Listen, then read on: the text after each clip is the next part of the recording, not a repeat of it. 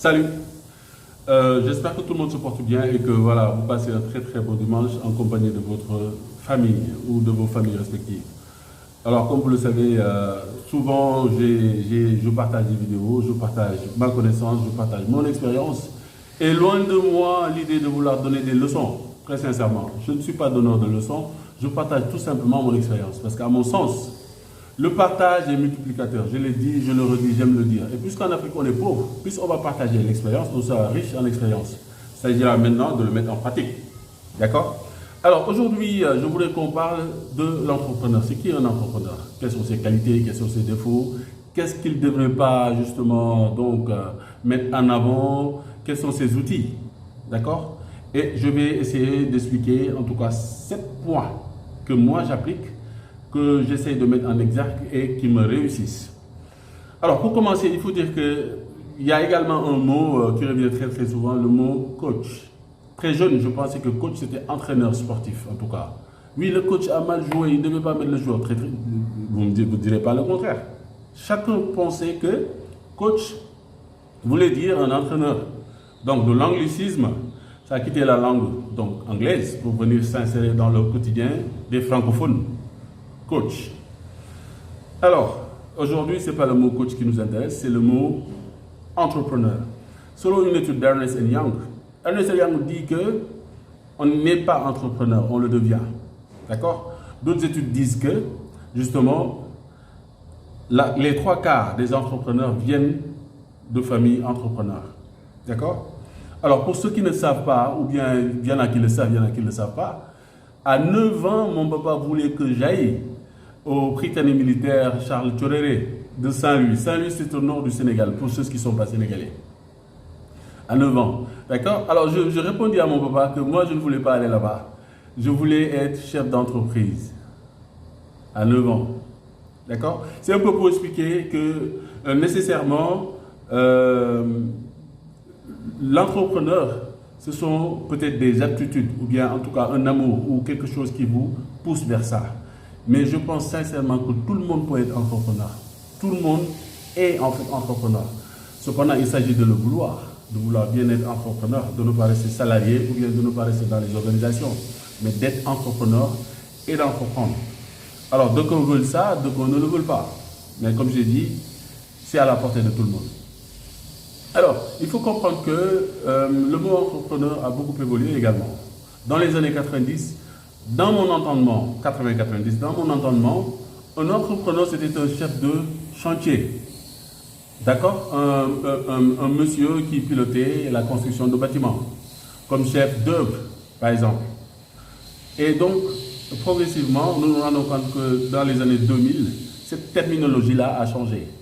D'entrepreneur de bâtiment, on voyait que tout le monde devenait plus ou moins entrepreneur. Alors, à mon sens, très souvent, comme vous le savez, beaucoup de nouvelles tendances quittent les États-Unis. C'était la période de la Silicon Valley, c'était la période où Internet a fait le buzz et où on a vu la création de beaucoup d'entreprises et des gens partaient en auto-entrepreneur, micro-entrepreneur ou bien même carrément entrepreneur. D'accord? Alors, dans entrepreneur, on a déjà un auto-entrepreneur. Un auto-entrepreneur, c'est quelqu'un qui a son propre business. La plupart du temps, il est seul. C'est auto-entrepreneur ou micro-entrepreneur. Il y a l'infoprenariat, l'infopreneur. Un infopreneur, un peu comme je fais quand tu mets des informations en ligne et que tu vends ces informations, tu es un infopreneur. Il y a les intrapreneurs, d'accord? Des entrepreneurs qui travaillent avec d'autres entrepreneurs dans la même structure. On le trouve souvent à Google ou bien à Facebook.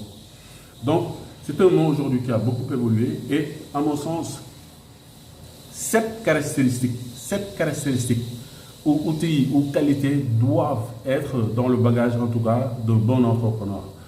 C'est comme ça que je l'ai vécu. Ce ne sont pas les seuls outils, hein? D'accord? Ce ne sont pas les seuls outils. Il y en a d'autres. Mais à mon sens, les plus pertinents qui ne peuvent pas s'éloigner de toi. Donc, ces outils sont les suivants. En un, la transparence, l'éthique radicale. D'accord? Pour moi, un entrepreneur doit être foncièrement transparent. De toute façon, la plupart du temps, son business il est basé dans ce process, dans cet environnement de transparence, d'honnêteté par rapport à la livraison des services, par rapport aux propos commerciaux. Donc, un, transparence éthique. En deux, je dirais le bon mindset. Un mindset hors norme, un mindset positif. Le mindset, en fait, c'est un état d'esprit positif. Cet état d'esprit-là qui te permet de soulever des montagnes. C'est ça un bon mindset. Ce mindset te permettra d'aller loin et de pousser les pensées limitantes qui pourraient t'empêcher d'atteindre tes objectifs. Alors, deux, le bon mindset. En trois, les indicateurs. Vous savez, l'image que je me fais, c'est le tableau de bord d'un véhicule. Un véhicule a un tableau de bord. Il faut souvent regarder le tableau de bord quand tu conduis, même si c'est un véhicule neuf. C'est à peu près ça les indicateurs dans ton entreprise. Alors, les principaux indicateurs que moi j'utilise très souvent, c'est le chiffre d'affaires, c'est le taux de satisfaction des clients, c'est le flux de trésorerie, principalement. C'est ce qui m'intéresse. Alors, le chiffre d'affaires, c'est la somme des ventes. Au début, certainement, vous n'aurez pas des données substantielles. Vous allez voir vos chiffres d'affaires en fin de semaine, ou bien en fin de mois, ou bien en fin de semestre. Mais nécessairement, je pense en fin de semaine, c'est logique. Parce que le début, vous n'aurez pas trop de ventes. Par exemple, vous pouvez faire une journée, vous allez avoir 0 vente. Alors, le taux de satisfaction client, ce sont des outils particulièrement de sondage. C'est quoi? C'est appeler le client, l'écouter par rapport à des questions stratégiques qui pourront vous aider. Pas plus tard que la semaine dernière, 2, 3, 4 clients m'ont appelé, justement, c'est l'effet inverse, ils m'ont appelé, ils m'ont dit qu'ils avaient besoin d'outils en entrepreneuriat, des outils de mise en place d'une activité entrepreneuriale. Alors donc déjà, tu sens le besoin de ces gens par rapport à un marché spécifique qui est le marché du Sénégal. D'accord? Donc les flux de trésorerie, comme vous le savez, le nerf de la guerre, on va le répéter, c'est l'argent, gagner de l'argent. Donc par rapport à vos dépenses et bénéfices, il faut pouvoir savoir définir votre cash flow. Est-ce que vous êtes au vert? Est-ce que vous êtes au rouge? Est-ce que la trésorerie se porte bien? Il est extrêmement important, même si vous vendez beaucoup par rapport au chiffre d'affaires, de pouvoir vérifier en PAC, c'est quoi votre trésorerie, ce qui est extrêmement important. Alors, ce sont des indicateurs qui, à mon sens, ne doivent pas être négligés. Maintenant, progressivement, par rapport à votre activité, vous pouvez ajuster par rapport à un besoin spécifique.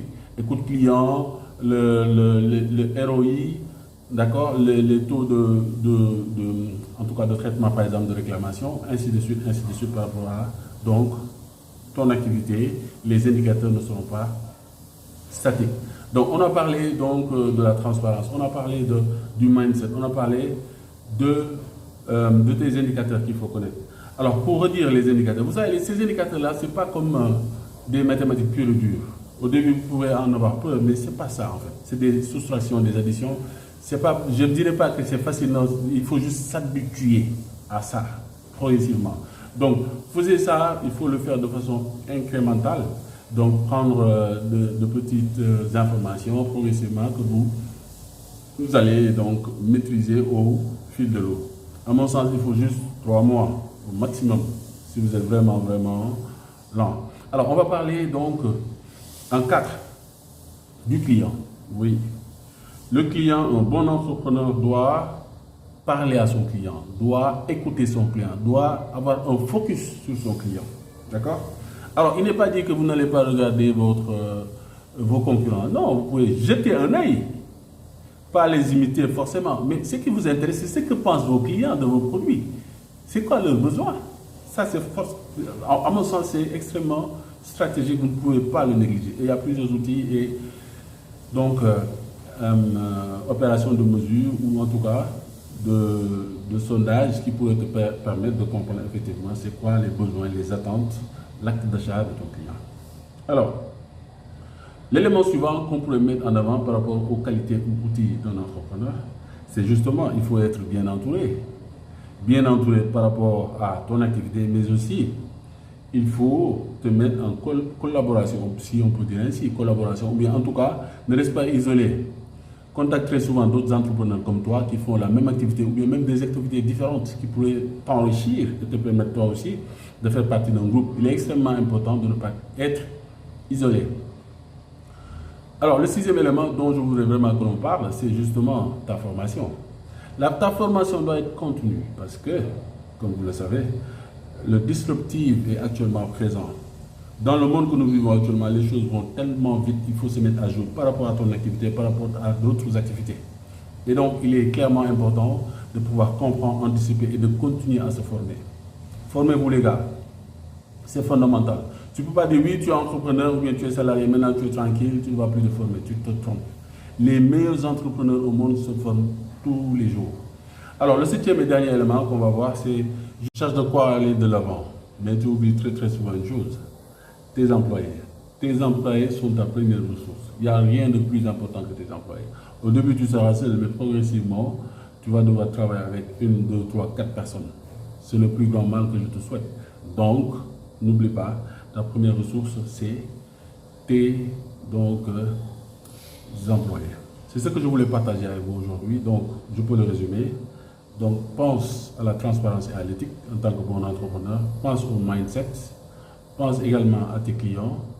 Il faut connaître tes indicateurs. Il faut te former, bien t'entourer, mais aussi savoir que ton personnel est donc un atout incommensurable, incontournable. Je vous remercie d'avoir écouté cette vidéo jusqu'à la fin et je vous donne rendez-vous à des vidéos où on pourra effectivement partager et passer de bons moments ensemble. Ciao, merci. Bye.